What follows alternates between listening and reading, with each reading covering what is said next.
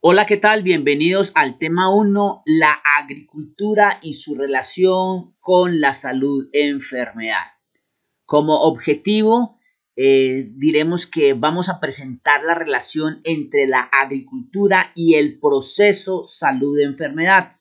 Debemos entender que la agricultura es una práctica milenaria que ha sido usada por culturas desde hace milenios y también entender de que la salud es un proceso que está íntimamente ligado a la enfermedad. Significa que no podemos separar la salud de la enfermedad porque siempre va a estar una dupla o un binomio relacionado con la salud, enfermedad de manera inseparable. ¿Cuál es el mayor riesgo para la salud en el mundo? Esta es una pregunta problematizadora porque generalmente desde la epidemiología y las ciencias de la salud nos han enseñado que el mayor riesgo de salud que presenta la humanidad son las enfermedades no transmisibles, enfermedades cardiovasculares, neoplasias, o sea, cánceres, enfermedades neurodegenerativas, nefropatías, entre otras. Esa es la idea clásica que nos han enseñado. Sin embargo, quiero referirme a una cita bíblica que está en Mateo 24, 6 y 7, que dice: oiréis de guerras y rumores de guerras, y habrá pestes, hambres y terremotos en diversos lugares.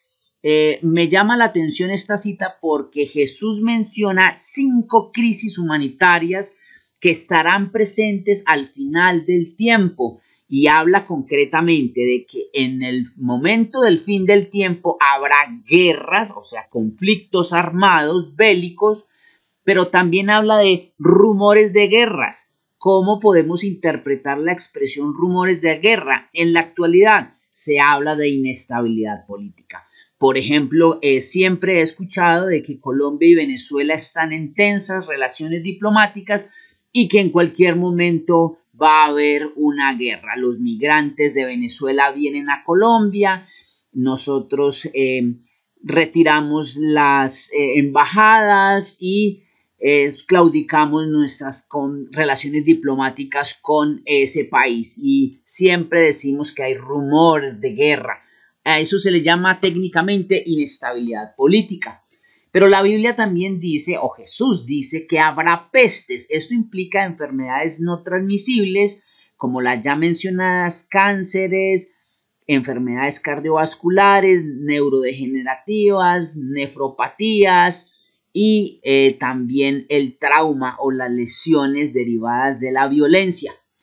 Pero también tenemos que entender que Jesús dijo que habría hambres y las hambres también se refiere a la ausencia, deficiencia o imposibilidad de acceder al alimento. Me llama notablemente la atención esta cita porque Jesús está hablando y advirtiendo de que habrá hambres, pero también habla de terremotos. Muy seguramente Jesús no estaba refiriéndose solamente a terremotos, sino más bien a desastres. Solamente que Jesús usó la expresión terremotos porque en ese territorio se presentan con mayor frecuencia ese tipo de fenómenos, pero también pueden estarse refiriendo a erupciones volcánicas, a deslizamientos, a huracanes, tornados, tsunamis. Yo pienso que Jesús en realidad estaba hablando en general de desastres. Si contamos las crisis humanitarias que menciona la cita, son fundamentalmente 5. Y la evidencia ecoepidemiológica ha demostrado que al menos 6 de cada 10 personas padece o está inmerso en alguna de estas crisis humanitarias. Por eso es tan importante evitar caer en la idea de que los desastres son eventos o las crisis humanitarias son eventos aislados. No, son eventos graves y que afectan a más del 50%, o sea, más de la mitad de la población mundial.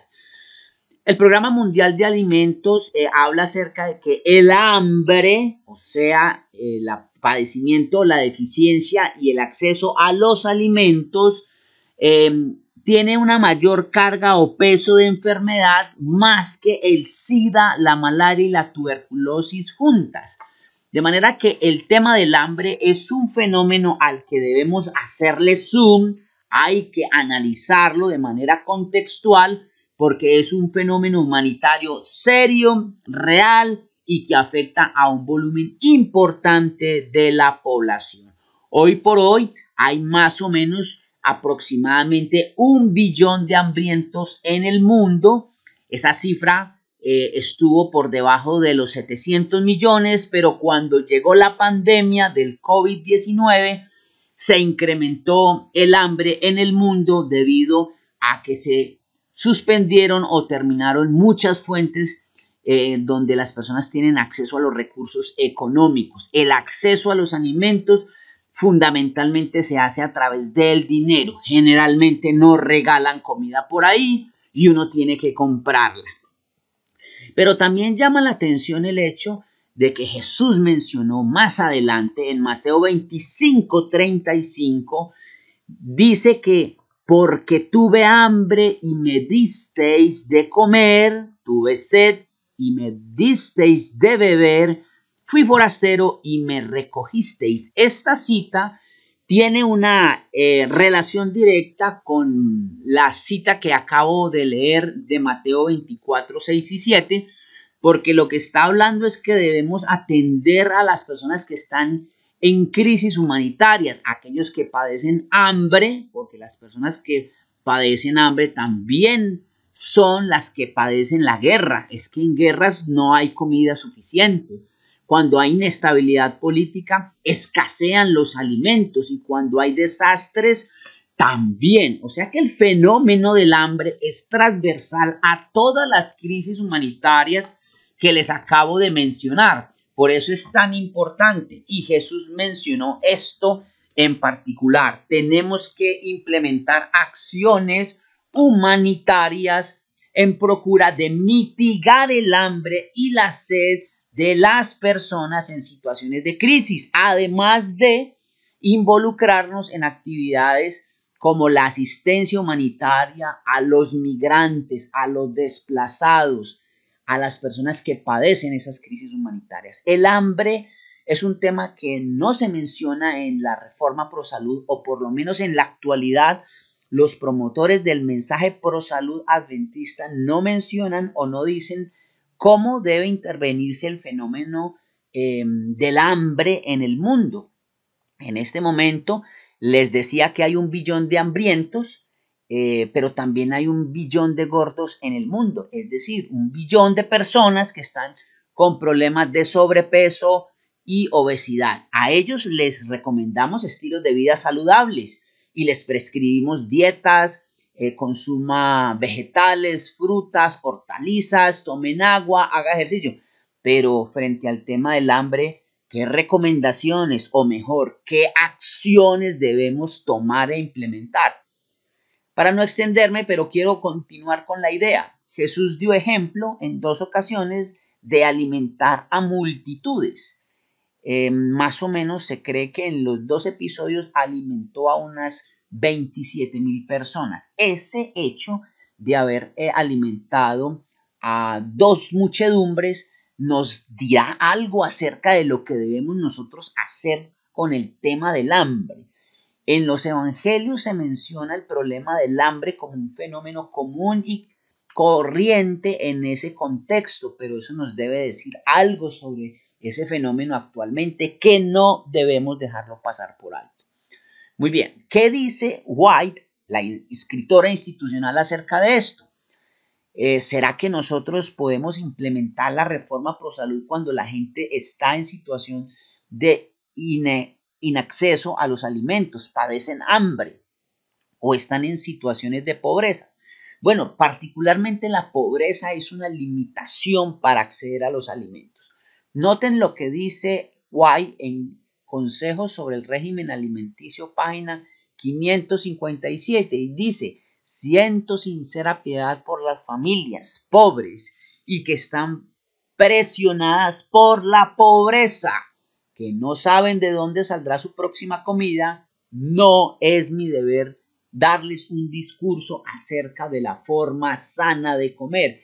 Y ese mensaje va dirigido para actualmente a todos aquellos que pretenden imponer estilos de vida alimenticios, pretenden imponer hábitos dietarios y una reforma pro salud inaplicable en condiciones de pobreza y de hambre. No podemos decirle a la gente reforme su alimentación cuando no tienen acceso a los alimentos, cuando su disponibilidad es ilimitada o su acceso es incierto. Y sigue diciendo la autora institucional en Joyas de los Testimonios, página 3, Testimonios 3, página 138, dice, hay familias pobres cuya alimentación consiste mayormente en pan y leche. Tienen poca fruta y no pueden comprar los alimentos a base de oleaginosas, es decir, alimentos a base de grasas naturales, como por ejemplo el coco o algunos otros alimentos a base de grasas. Al enseñar la reforma pro salud, como en toda obra evangélica, debemos tener en cuenta la situación de la gente hasta que podamos enseñarle a preparar alimentos saludables, apetitosos, nutritivos y sin embargo poco costosos. No estaremos libres para presentar los principios más adelantados de la alimentación saludable.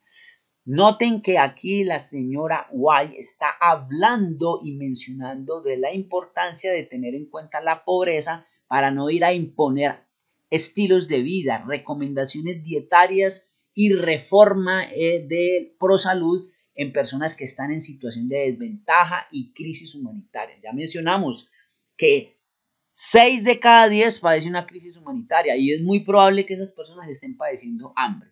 Significa que es poco el número de personas que enfrentan situaciones de hambre y pobreza o situaciones de crisis humanitaria y que estarían susceptibles de situaciones de hambre. Ciertamente es una gran mayoría y no una poca minoría. Algunos me han dicho a mí, es que yo no veo guerras, ni rumores de guerra aquí, ni terremotos aquí, ni allá. Pero por favor, vayan a las noticias simplemente si quieren solamente adquirir información sobre noticias. Ahí encuentran una fuente inagotable de personas en situación de crisis humanitaria. Yo no estoy muy de acuerdo con la información de los medios de comunicación, pero si quieren consultarlo, ahí están. La evidencia científica nos arroja más información sólida frente a eso. O sea que hay una relación entre el hambre, pobreza y la reforma pro salud. Ciertamente sí, y esto es necesario tomar en cuenta. Y la invitación es que quienes quieran promover estilos de vida saludables, quienes quieran promover una reforma de pro salud y una reforma alimentaria, deben siempre tener en cuenta las condiciones de hambre y pobreza y necesidades básicas insatisfechas, crisis humanitaria y desventaja social que padecen las personas. La tendencia en los reformadores pro salud es a generalizar un mensaje que muchas personas no pueden adoptar.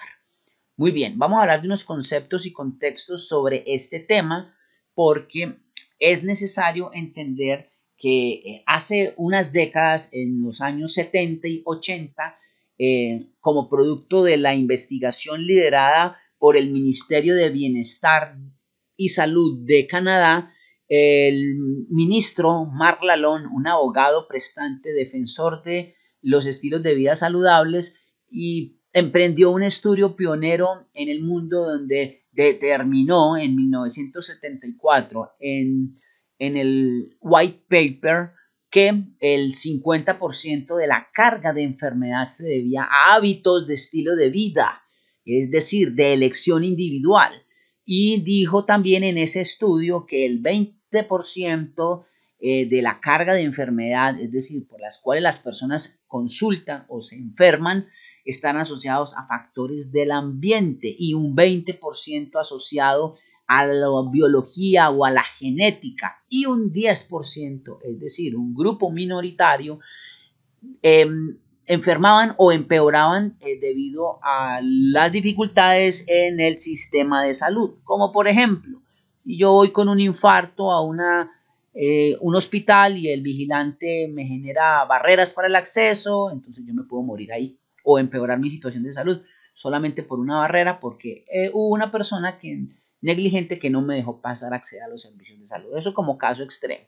Pero la biología y los genes, tenemos una condición y una predisposición genética. Si mi papá fue alcohólico, si mi papá tuvo problemas cardiovasculares o mi mamá tuvo tendencia al cáncer porque le dio alguna neoplasia, o mis abuelos o mis tíos, yo voy a tener también una predisposición del 20%.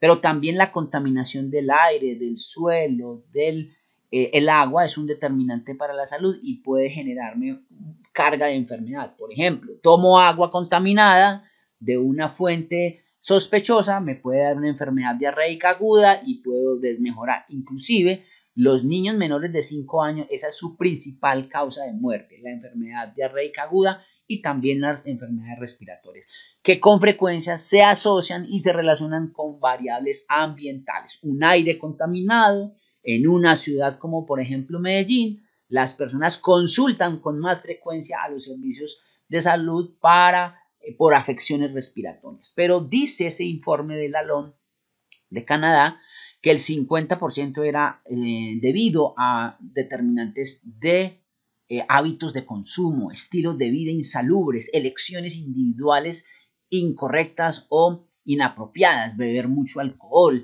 consumir mucha sal, no hacer ejercicio, estar sedentario, no dormir lo suficiente, fumar, ser promiscuo, etcétera. Ser promiscuo sexualmente me refiero, porque la palabra promiscuo tiene muchas otras acepciones, no solamente sexual. Muy bien, pero más recientemente, Tarlov, un científico más moderno, hizo y lideró un estudio en los Estados Unidos y en varios países donde buscó los determinantes de la salud y se encontró con una información muy diferente, un poco diferente, quizás mucho, a lo que arrojó el estudio de Canadá. El estudio de Canadá fue para canadienses y solamente correspondía o reflejaba la situación de salud de los canadienses. Este es un estudio más general que refleja la salud de diversos grupos en diversos lugares del mundo. Y Tarlov concluyó, diferente a la LOM, que la mayor carga de enfermedad estaba asociada a determinantes sociales y a factores económicos, es decir, personas que vivían en situación de pobreza, en desventaja social, en situaciones de guerra, de inestabilidad política, en situaciones de estrés social, estaban más predispuestas a enfermar. Es decir, la pobreza, demostró él, que es un determinante de la enfermedad, que si yo estoy en una situación de desventaja económica y estoy en una situación de desempleo, estoy vulnerando mi enfermedad y eso es determinante de la enfermedad. Claro, si yo no tengo dinero para comprar alimentos, voy a caer en inseguridad alimentaria. Si yo no tengo dinero, voy a estresarme,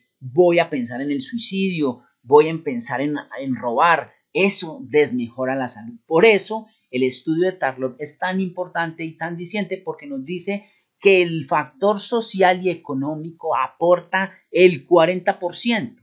Y mire que los hábitos de estilo de vida, health behaviors, hábitos, es solamente el 30%. En el estudio de la LON habíamos dicho que era el 50%. Aquí no, aquí le quitamos un 20%, o sea que los estilos de vida son determinantes para la salud, sí, pero no tanto como lo propuso la LON en los 70. Este es un estudio de 2008 y nos está reflejando además una variable socioeconómica que no lo consideró la LON en el estudio de Canadá.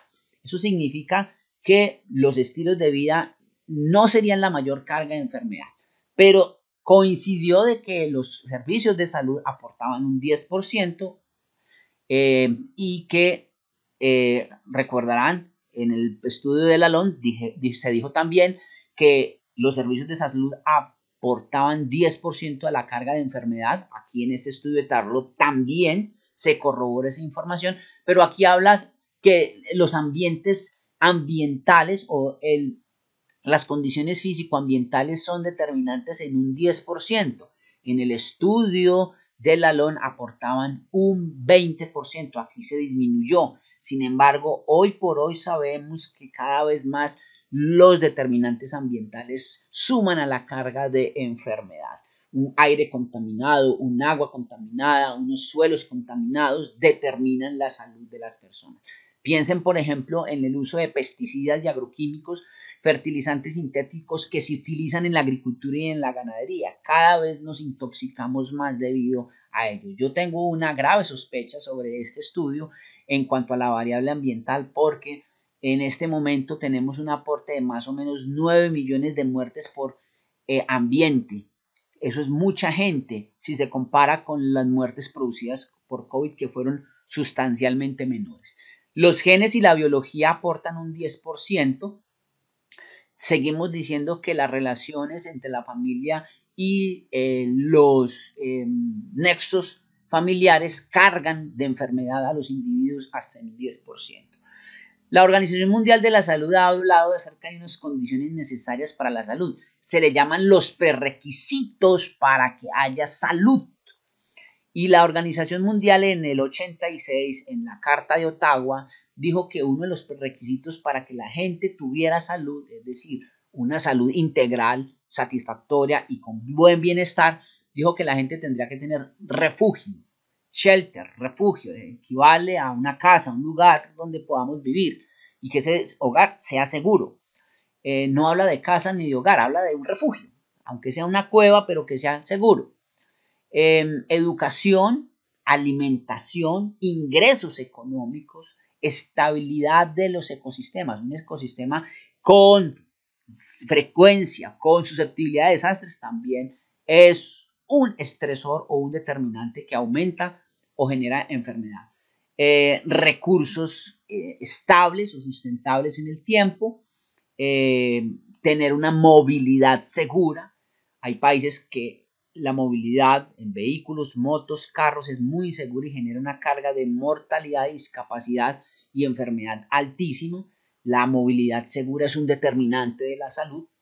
Claro, porque si usted sale a la calle y pasa un semáforo y alguien violó el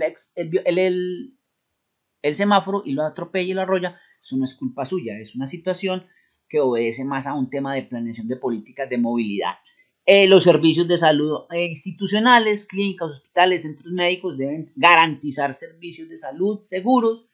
Las condiciones de justicia social y equidad son determinantes para la salud y la reducción del trauma. El trauma también es una enfermedad que genera discapacidad y mortalidad. Hay gente que dice que los traumas, las lesiones y las afectaciones por violencia no son una enfermedad. Claro que son una enfermedad. Generan carga de mortalidad, morbilidad y discapacidad y generan años de vida perdidos. El trauma es una enfermedad.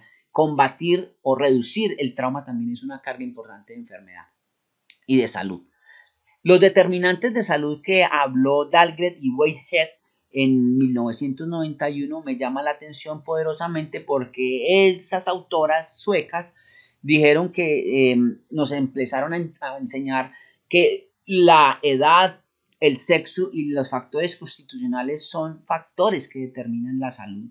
Si yo soy mujer, no voy a tener cáncer de próstata, pero si soy hombre jamás voy a tener cáncer de útero. Eso es una condición que da el sexo. La edad, generalmente los adultos mayores padecen enfermedades cardiovasculares y neoplasias, es decir, cáncer, que son menos frecuentes en los menores de edad. A los mayores adultos les dan enfermedades crónicas no transmisibles, a los menores y mientras más niños les dan enfermedades infectocontagiosas. A la gente joven en edad productiva los afecta es el trauma. Entonces la edad, el sexo son determinantes de la salud y también otros factores constitucionales como por ejemplo la etnia. Se sabe que los afrodescendientes tienen mayor predisposición a las enfermedades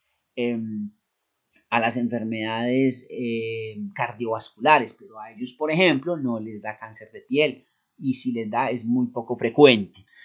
Luego sigue hablando acerca de los determinantes o factores individuales del estilo de vida. Aquí se incluyen las elecciones y hábitos de consumo de las personas. Haga ejercicio, coma saludable, duerma más de 8 horas, tenga temperancia, evite el alcohol, tabaco y sustancias psicoactivas. Aquí los factores de estilo de vida individuales juegan un papel importante, pero no es el único. Recuerden que suman el 30% en el estudio de Tarlov. Hay unos determinantes que van más allá de los estilos de vida y eso es importante hacer hincapié porque nos hemos centrado en los estilos de vida. Quienes defienden la reforma pro salud y el mensaje pro salud adventista dicen y enseñan o enseñamos de que los estilos de vida son lo más importante. Sí, es sobre lo que algunas cosas tenemos control, pero no es el todo de la salud. Hay unos determinantes sociales y comunitarios que son fundamentales y a eso se le llama networks, relaciones con el entorno laboral. Por ejemplo, la agricultura y la producción de alimentos determina la enfermedad y la salud, porque si en mi ciudad, en mi región hay sequía o hay una crisis de acceso a los alimentos, pues voy a tener problemas con el acceso a alimentos. Pero si esos alimentos están producidos con pesticidas y con venenos, esos también van a sumar en la carga de enfermedad. Puede que haya alimentos, pero contaminados. Puede que haya alimentos, pero importados, son más costosos y no necesariamente tenga posibilidad de acceder a ellos. La educación, claro, si yo tengo una mayor educación, acceso a educación universitaria y de posgrado, la tendencia de la gente en evidencia científica se ha demostrado que mientras a más estudio general en términos académicos, la gente tiene a tener más autorregulación en sus hábitos de consumo. Entonces la educación es un determinante para que la gente adopte hábitos de estilo de vida saludable.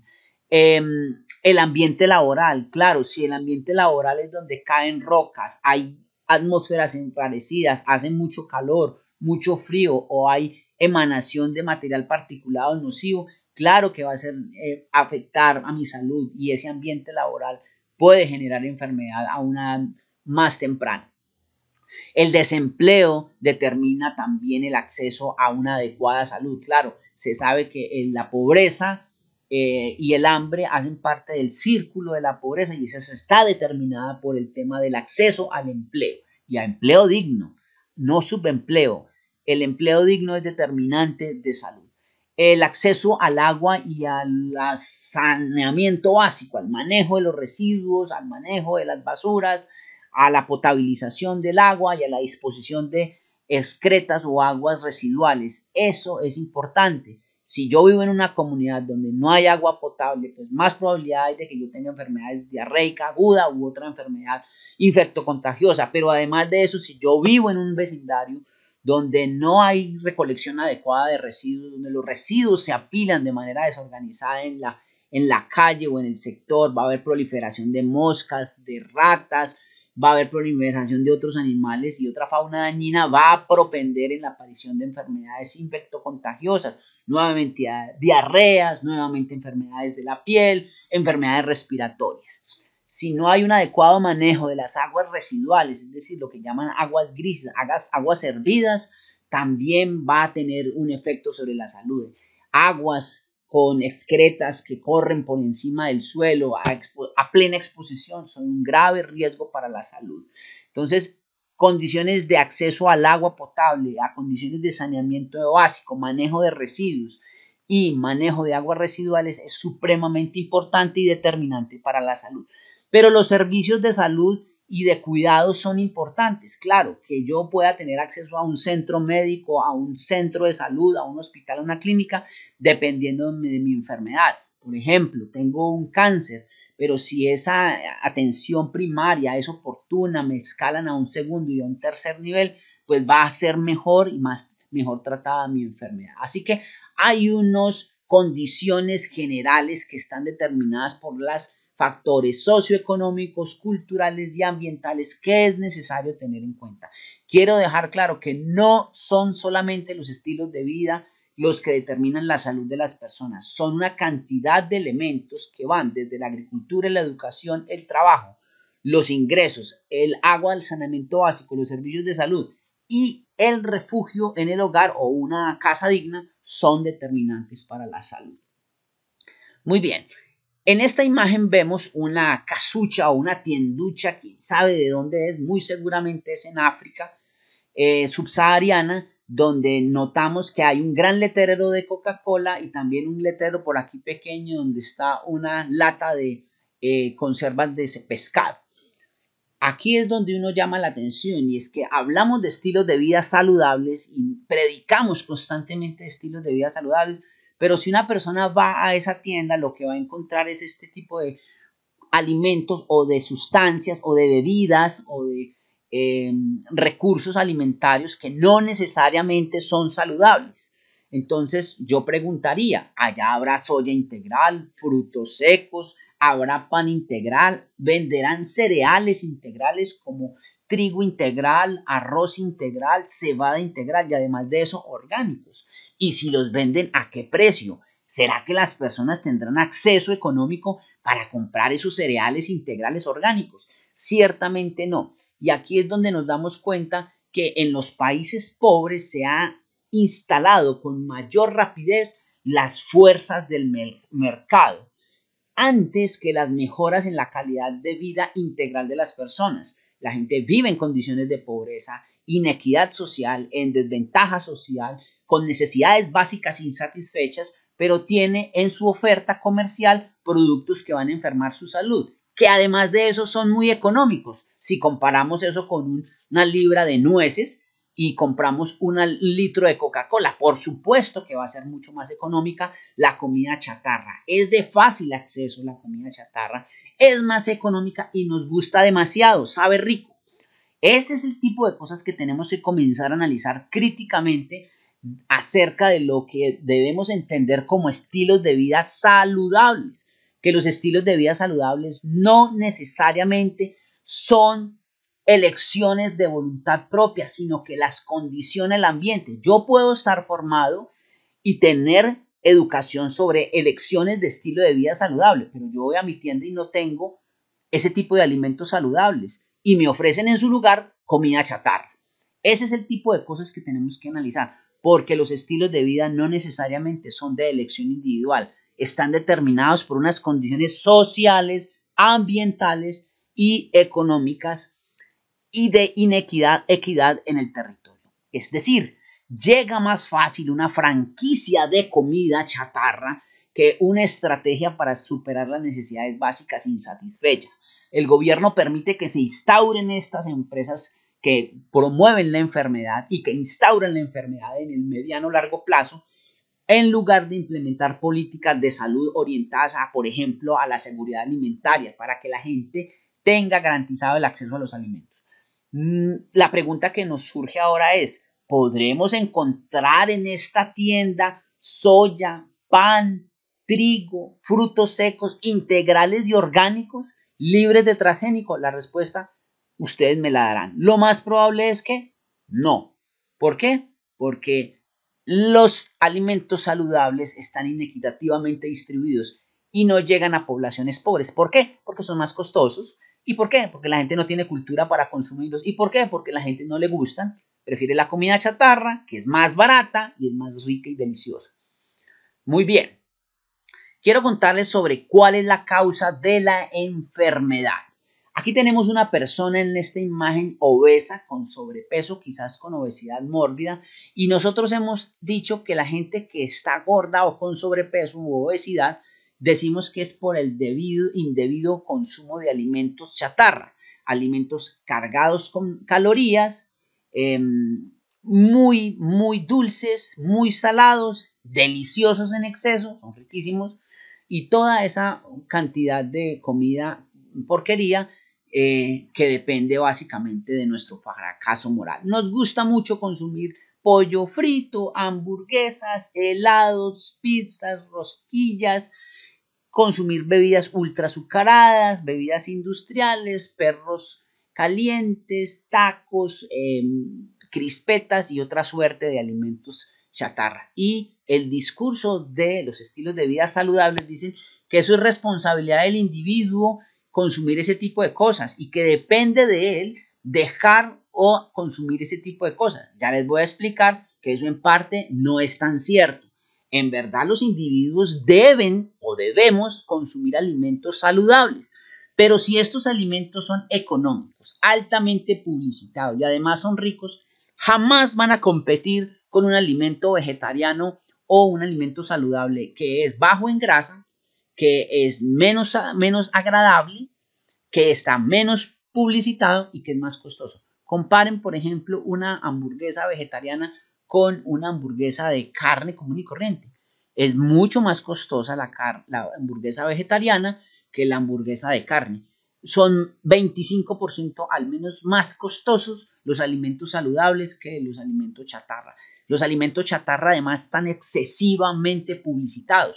Cuando usted ha visto una publicidad de alimentos saludables, como coma fruta y hortalizas más, ¿en qué proporción? Nunca hay una publicidad en ese sentido, y si la hay, es poco visibilizada. Pero a nosotros nos bombardean con frecuencia en medios de comunicación, internet, prensa escrita, prensa hablada, en vallas publicitarias y en todo lado vemos un video de YouTube y ahí nos sale una promoción de comida chatarra. En Rappi puedes obtener los alimentos más rápidos y deliciosos en el menor costo. Y claro, usted ve la promoción, una cosa bien deliciosa, grasienta, salada o dulce y en un buen precio y a una buena distancia, usted va y lo compra. Muy bien, eso es por eso en parte cierto que este tema de los alimentos insalubres depende de las elecciones individuales. Claro que depende, pero no es determinante. ¿Quién determina? El que produce esa comida chatarra. ¿Quién produce esa comida chatarra? Aquí les voy a mostrar unos ejemplos. Aquí hay unas industrias y unas empresas que están promoviendo la construcción, la producción de comida chatarra, esa que nos encanta tanto, que es económica y deliciosa y que la publicitan bastante. Pues este puñado de empresas, entre otras más, son las responsables principales de producir alimentación chatarra que está disponible en nuestro mercado, en nuestras tiendas, en internet. Donde usted abra el celular, ahí va a encontrar promociones de comida chatarra. ¿Quién es el responsable? Aquí está esta cantidad de gente. Inclusive hay una gente conocida, muy conocida y en su momento querida, Kellogg's. Claro, ellos promueven una cantidad de cereales altamente hipercalóricos que a la final no están contribuyendo a la salud, sino a la enfermedad. Muy bien, pero ¿quiénes son los dueños o cofinanciadores o accionistas de estas enfermedades, de estas industrias que producen enfermedad, que producen la comida chatarra? Ahí están. Bayer, Monsanto, DuPont, Dow, Bayer, Syngenta, Novartis. ¿Y cuáles son esas empresas? Pues las empresas que están relacionadas con la producción de fármacos y medicinas para las personas. El ejemplo claro es Bayer. Bayer nos produce parte de la comida chatarra, pero además nos produce glifosato, semillas transgénicas, pero además nos produce las pastillas aspirina, que es para controlar y prevenir el infarto agudo de miocardio. Claro, ¿es muy buena? Sí. ¿Es mala? No, es buena, pero también tiene una contraparte y es que produce otra cantidad de sustancias. Es que Bayer produce aspirina para prevenir el infarto agudo de miocardio. Ese medicamento es eficaz, claro, pero Bayer nunca te estará enseñando, nunca te dirá que hagas y tengas un estilo de vida saludable. Te tienes una pastilla, no unas condiciones para que tengas unos hábitos saludables. Monsanto produce semillas y venenos para una industria agroalimentaria que produce la comida que finalmente se transforma en comida chatarra. Pero las demás empresas son las que producen fertilizantes sintéticos, venenos, pesticidas, herbicidas, fungicidas, plaguicidas de toda índole y naturaleza, que son los que se aplican a la agricultura que va a producir estos alimentos, comida chatarra, que finalmente vamos a consumir nosotros en la dieta, que son baratos, que son económicos, que son deliciosos y de fácil acceso. Pero esas mismas empresas como Bayer, Monsanto, DuPont, etcétera, están encargadas de producir abonos altamente solubles y que pueden tener la fácil disponibilidad para las plantas. Estas empresas producen nitrógeno, fósforo y potasio, que es la receta mágica para la producción de cultivos altamente productivos. Y quiero contarles, NPK es el equivalente alimentario para las plantas al de la comida chatarra en humanos. Esto es lo que se le está aplicando en exceso, nitrógeno, fósforo y potasio en cantidades industriales a las plantas para que lleguen a campos que van a estar cargados de estas sustancias y que van a producir cultivos altamente cargados con nitrógeno, follajes verdosos, muy bonitos, con fósforo y nitrógeno y potasio incorporados en tejidos. Sí, verdes, se ven muy bonitos, se ven unos campos demasiado agradables. Frutos de tomate, frutos de cualquier índole y naturaleza, con un color, con un tamaño, con unas condiciones supremamente agradables. Pero son alimentos, son productos agrícolas carentes de minerales, son cultivos muy gordos en nitrógeno, fósforo y potasio, pero carentes de minerales y son cultivos desnutridos. Así como los seres humanos, cargados de calorías, de grasas insalubres, pero desnutridos de minerales. Cuando estamos desnutridos de minerales, estamos predispuestos a las enfermedades no transmisibles, especialmente los cánceres. Los cánceres se pueden prevenir a través del consumo de minerales. ¿Y cuáles minerales? Pues el calcio, el magnesio, el boro, el molibdeno y todos estos minerales que no están ya ni en la comida chatarra ni en el suelo.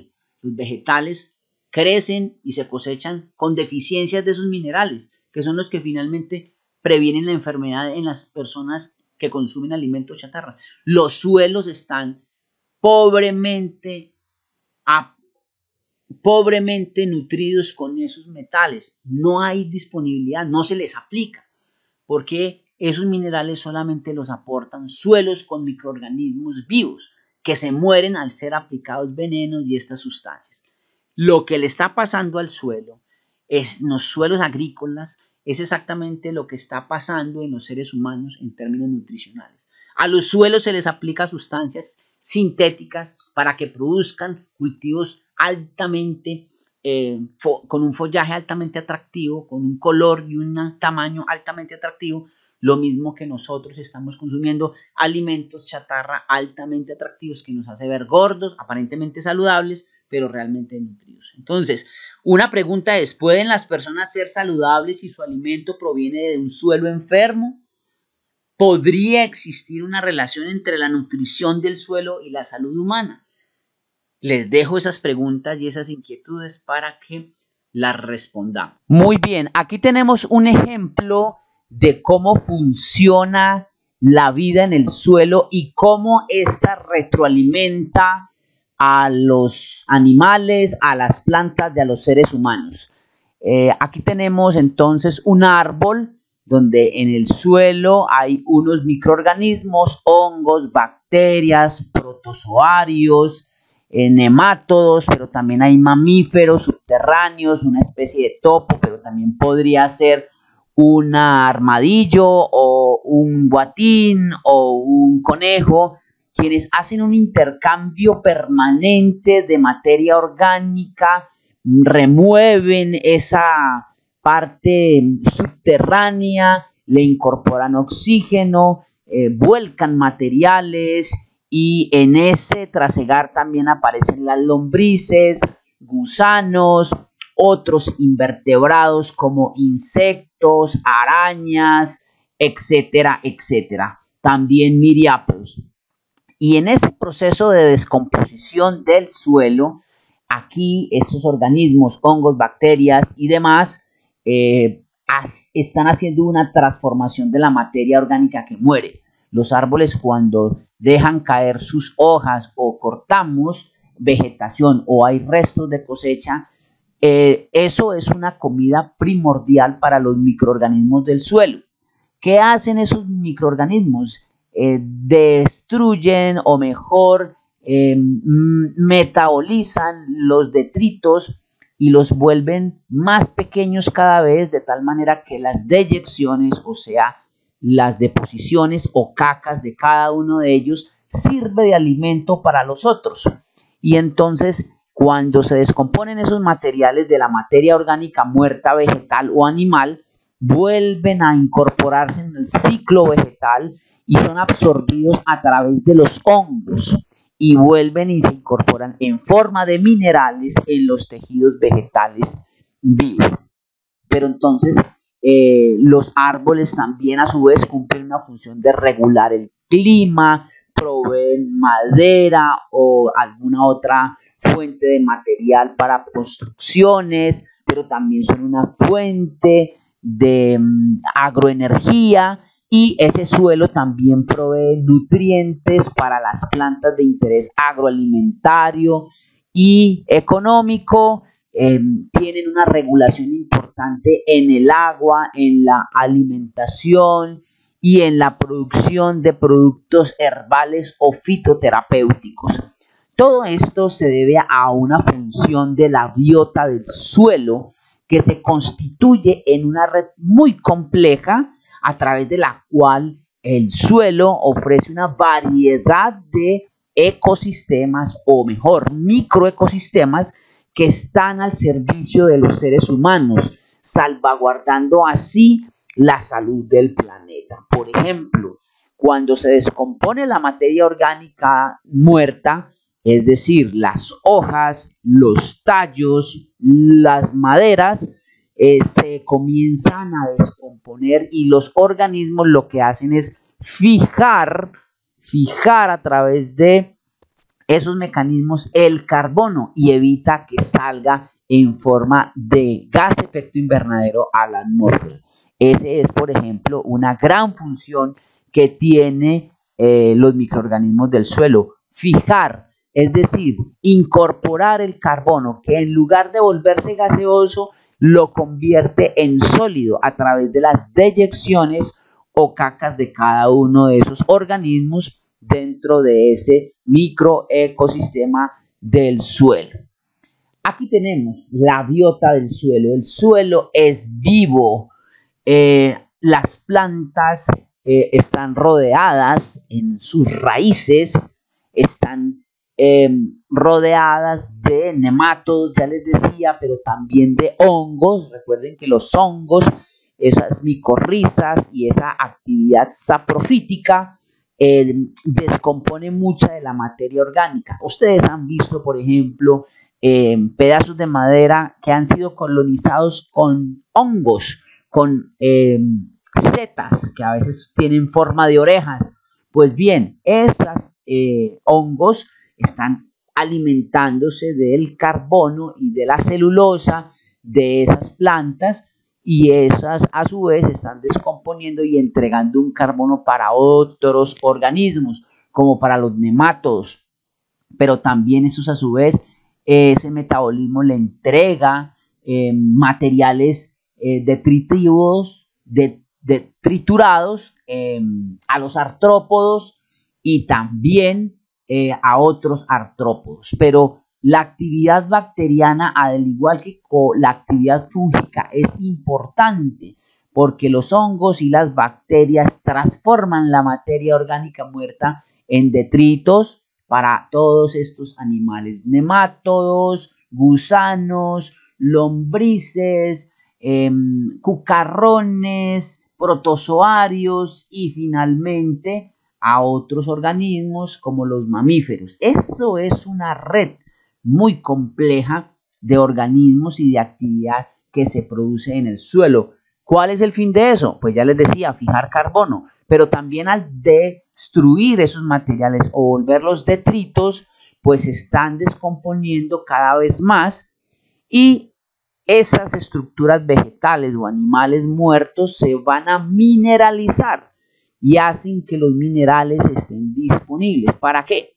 Para que nuevamente las plantas vuelvan a absorber minerales como el calcio, el magnesio, el boro, el cobalto, el hierro, el zinc, entre muchos otros minerales que son básicamente metales y metaloides. ¿Los necesita las plantas? Claro que sí. ¿Los necesitamos los seres humanos? Claro que sí. Por ejemplo, ¿qué metal usamos nosotros en el cuerpo y que lo debemos obtener a través de la alimentación? El hierro. El hierro es un componente fundamental, básico y estructural de la hemoglobina. Entonces necesitamos hierro, claro, porque la hemoglobina transporta oxígeno a los diversos tejidos de la célula, y si no fuera por el hierro no podría darse ese proceso llamado oxigenación. Recordemos que la sangre, por ejemplo, que es la que transporta el oxígeno, cuando usted la prueba, por alguna razón usted se corta y chupa un poco de su sangre, se va a dar cuenta que tiene un sabor metálico, como a hierro. Justamente es el sabor de la sangre porque tiene un metal incorporado en la hemoglobina que se llama hierro en forma de catión.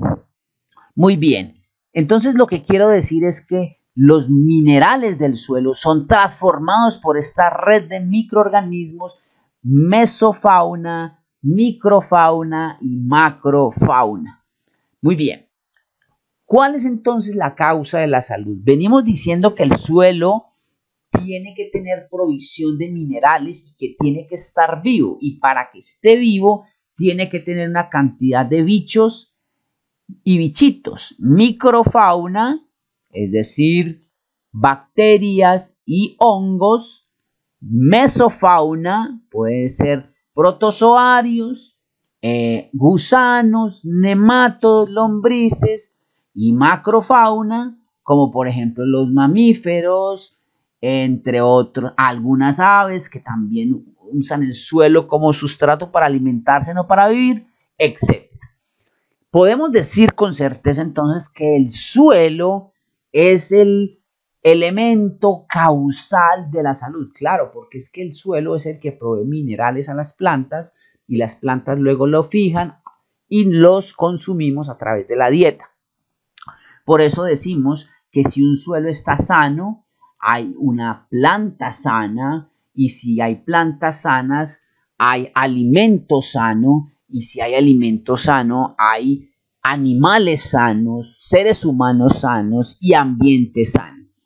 El suelo es el detonante, el eje determinante de la salud. Alguna vez Hipócrates dijo que tu alimento sea tu medicina y que tu medicina sea tu alimento. Para tener un sistema inmune equilibrado, libre de enfermedad, pues hay que tener una alimentación saludable. Pero una alimentación saludable debe provenir de unas plantas saludables y esas plantas saludables deben provenir de un suelo saludable. Por eso decimos que un suelo saludable significa que también las plantas son saludables y plantas saludables es alimento saludable y alimento saludable es vida saludable, personas saludables. Un investigador de los años 80, François Chausseau, dijo: un mayor o menor ataque a las plantas por insectos o enfermedades depende del equilibrio nutricional. Nosotros en salud enseñamos que para poder combatir las enfermedades hay que tener primero un sistema inmunológico robusto y saludable. Pues, ¿cómo se obtiene ese sistema inmunológico robusto y saludable? Pues a través de una alimentación saludable. Y todas las seguidillas de saludables que les acabo de mencionar. Pero pasa lo mismo con las plantas. Las plantas, si son debidamente nutridas a través de un suelo nutritivo, pues van a tener un sistema inmunológico capaz de resistir el ataque de animales indeseados, de fauna nociva y de infecciones, enfermedades infectocontagiosas que afectan a las plantas. Volvemos a insistir. Esas mismas plantas que están debidamente nutridas provienen de un suelo saludable. Y si el suelo está saludable, pues esas plantas van a tener un sistema inmunológico saludable, pero a su vez van a proveer un alimento saludable para que las personas sean saludables. Entonces, por esa razón, debemos entender de que el suelo es fundamental para tener la salud. No en vano, Dios tomó del polvo de la tierra y formó al hombre a través del aliento de vida.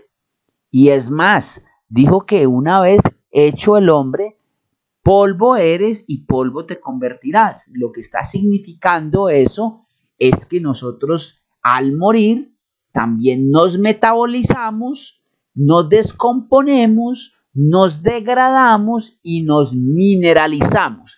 Y todos los minerales que están conformando nuestro cuerpo se vuelven a incorporar a los tejidos del suelo, los microorganismos los transforman y vuelven a incorporarse al tejido de las plantas. Por eso yo soy uno de los amigos y defensores de la idea de que cuando uno se muere, pues lo quemen y esas cenizas, pues que sea el abono para un arbolito, porque literalmente los minerales son absorbidos, los minerales de las cenizas de un cuerpo muerto, después de un proceso de cremación, las cenizas son un cúmulo de minerales y de otros materiales que también se pueden descomponer o degradar, pero los minerales cuando se incorporan a un sistema de abonado van a incorporarse en los tejidos vegetales. Por eso, nada mejor que uno después de muerto sea incinerado y después de incinerado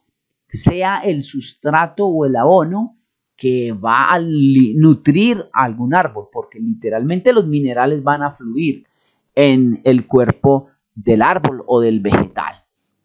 Muy bien, ya acercándonos a la finalización de este encuentro, quiero proponerles cómo vamos a universalizar este conocimiento. Ya ustedes saben y tienen conocimiento de una información que no sabían antes de llegar a esta clase.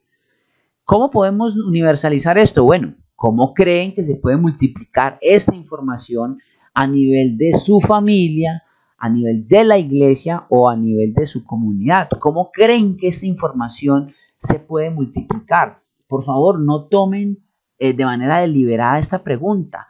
Tenemos que comenzar a promover a que la gente cultive su propia comida y para que entiendan cómo es que funciona la naturaleza. Muy bien. Conclusiones. La agricultura y la salud son dos campos de conocimiento complementarios e inseparables. Ya vimos la relación entre la agricultura y la salud y la enfermedad. Son fenómenos intrínsecos, inseparables, sinérgicos. Uno depende del otro. Un suelo sano, un suelo enfermo, dependiendo de cómo esté, produce plantas enfermas o saludables para proveer alimentos sanos o enfermos para las personas. Y la salud va a depender de la calidad de esos alimentos que van a provenir de un suelo y unas plantas saludables. Cultivar los propios alimentos combate las deficiencias nutricionales y el hambre. No es solamente combatir el hambre, es también combatir las deficiencias nutricionales, porque uno ve gente llena de carbohidratos, pobre, pero con algunas deficiencias nutricionales sustanciales que ponen en riesgo la salud de las personas.